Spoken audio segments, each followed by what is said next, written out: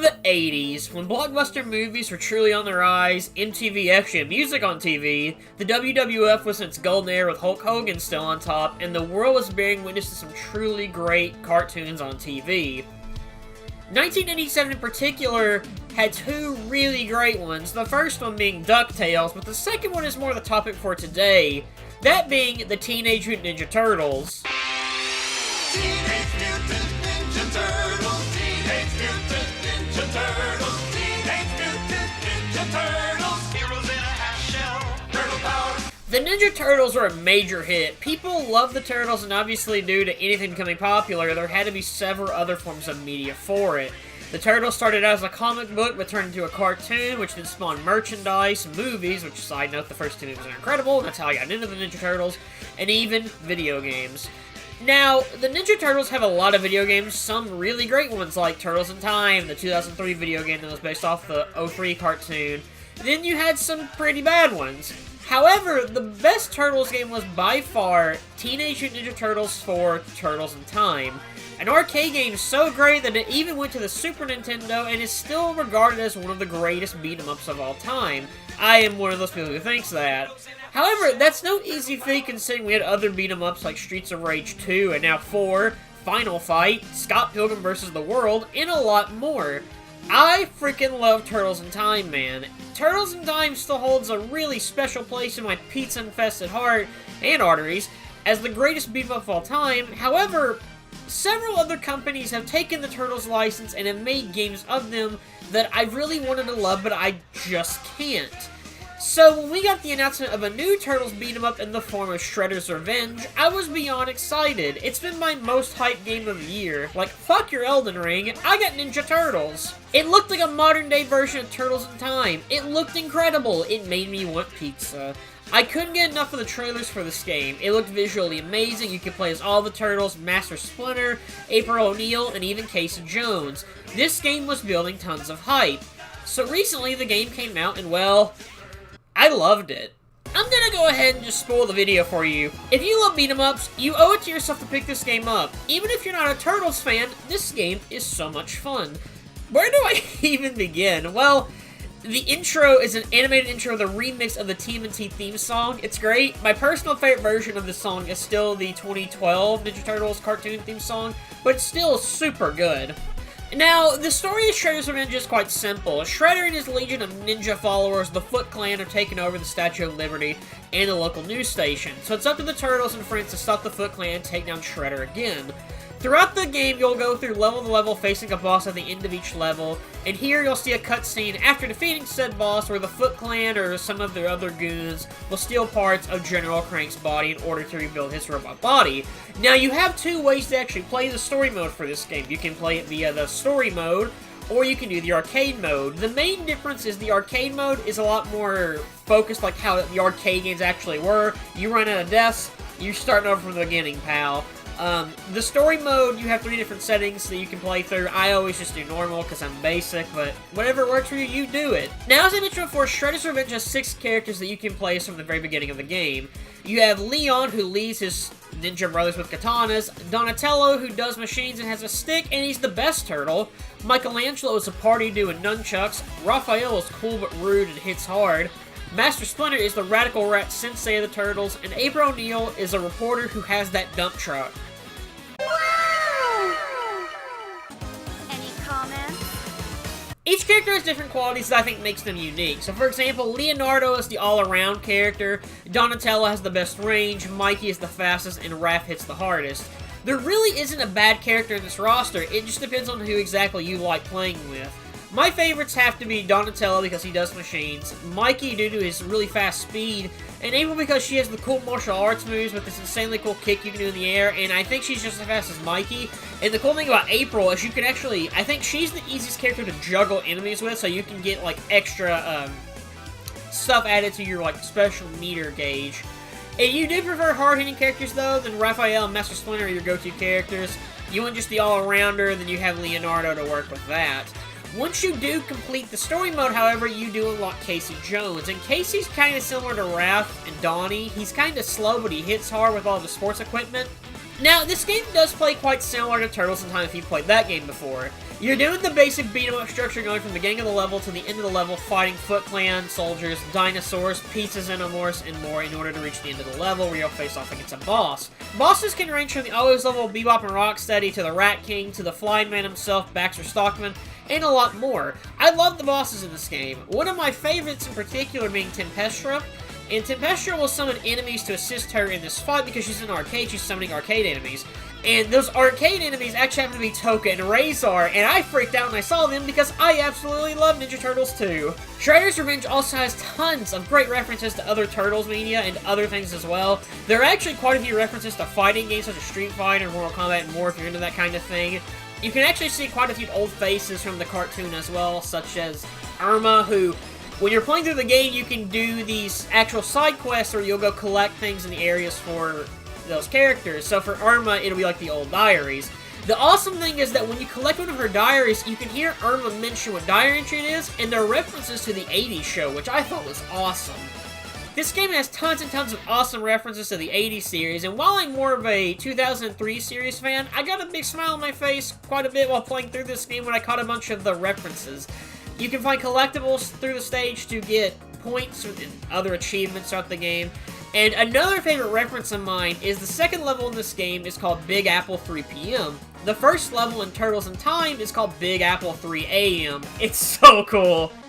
This game also has the return of previous Turtle voice actors. Most of the 80s cast for the Turtles return, and it truly saddens me that James Avery is no longer with us because, man, I love him as Shredder. He's so funny. Oh, ugly child.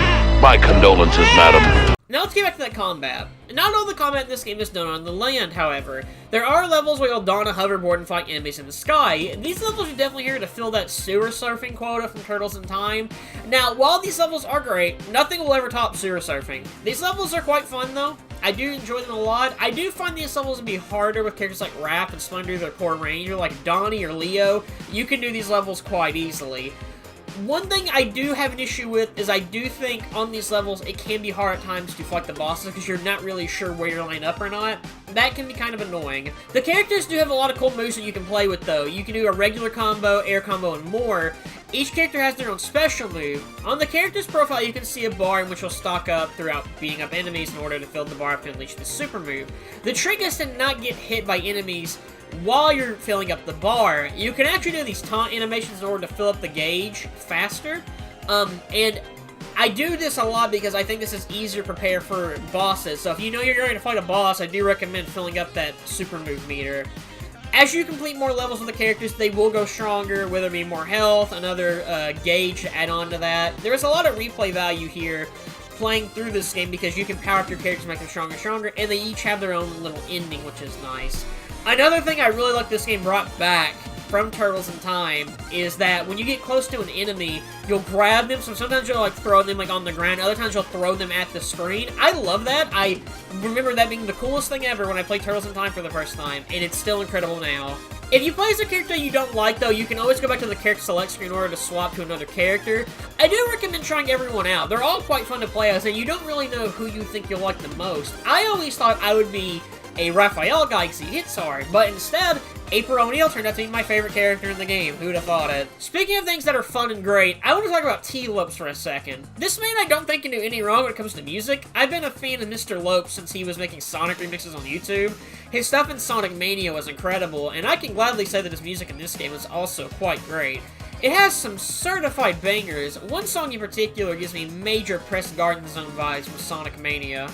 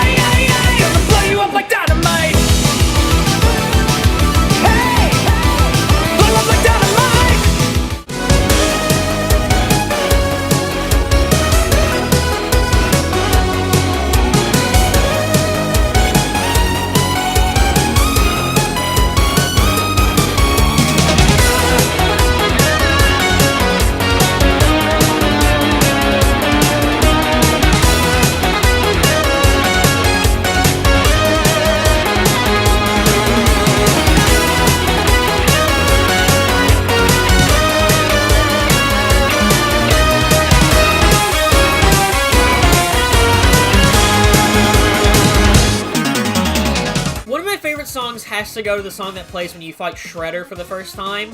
For a game called Shredder's Revenge, he's admittedly not in this game that much, though. The mad lads behind this game actually put a rap song behind this boss fight with Shredder, and this fight is super fun, show decking Shredder in the face while he does various ninja moves, but what makes this song awesome? Well, it's done by Wu-Tang.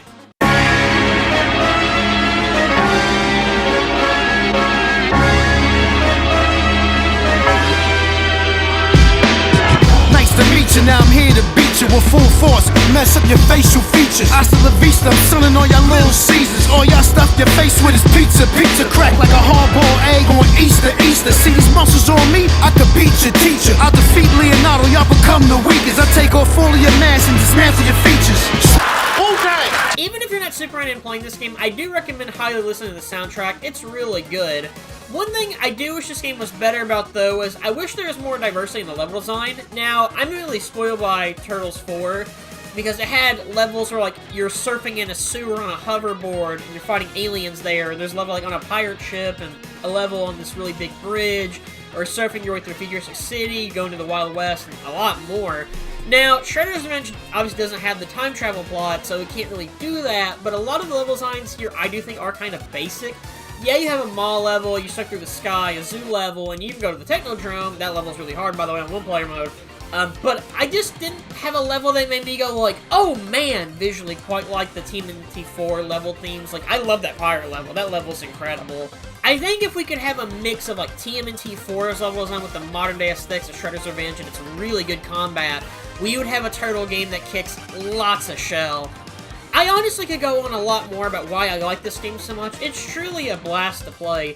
Shredder's Revenge is available right now on basically everything but your toaster, so I definitely recommend it to any TMNT or beat-em-up fan out there. It's been my most hyped game this year, and honestly, it's lived up to all the hype I had for it.